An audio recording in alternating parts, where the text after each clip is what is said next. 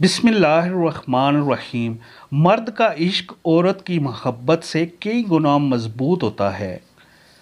औरत मोहब्बत कर ले तब भी रस्म व रवाज की जद में किसी और के साथ गर्भ सा लेती है, लेकिन मर्द अगर इश्क कर ले तो वो उस औरत को कभी किसी दूसरे मर्द के लिए नहीं छोड़ता, क्योंकि ये इसकी अना बर्दाश्त नहीं करती। मगर बहुत मुश्किल से हज़ारों में से किसी एक मर्द को इश्क होता है। औरत का जिस्म पानी से बना होता है, इसे छुआ तो जा सकता है मगर पकड़ा नहीं जा सकता। पिघले बगैर इसके साथ बगलगीर नहीं हुआ जा सकता। इसके साथ पानी बनकर ही मिला जा सकता है।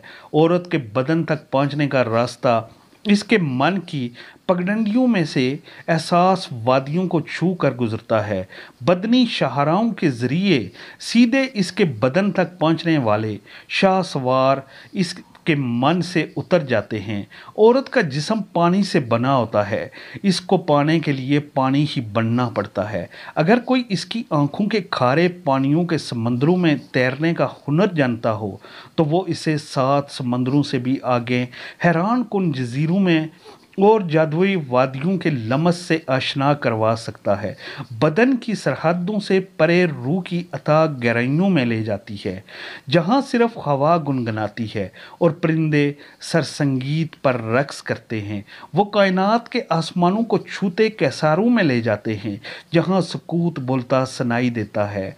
दरो दीवार खामोश बदन की सरसराहट सुनते हैं। पहाड़ों की गोद से बहते झरनों की कुल कुल रूह पर खपती तारी करती है।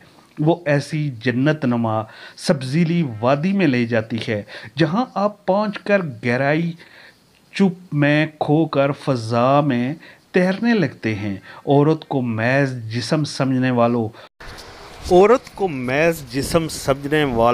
औरत को हंसी की फुहार में भीगने के लिए पहले इसकी आहों की टकोर करनी पड़ती है।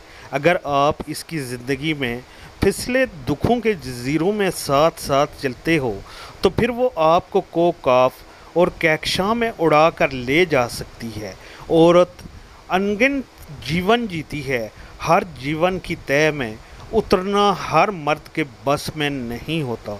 औरत को जिस्म समझकर मिलने वाले मर्द अमृत पीने के बजाय इसकी पहली तह के गदले पानियों में डूब मरते हैं।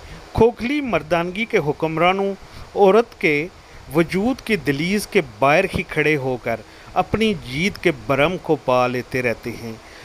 औरत को पाने के लिए जीते हुए जर्नैल की तरह नहीं, बल्कि किसी मुक़द्दस दरगाह पर ज़ियारत करने आए फ़कीर की तरह जूता उतार कर दलीज पर बोसा देकर इसके पास आना पड़ता है। इसके मन के मुक़द्दस पानी में स्नान करके इसके गिर्द तवाफ़ करना पड़ता है।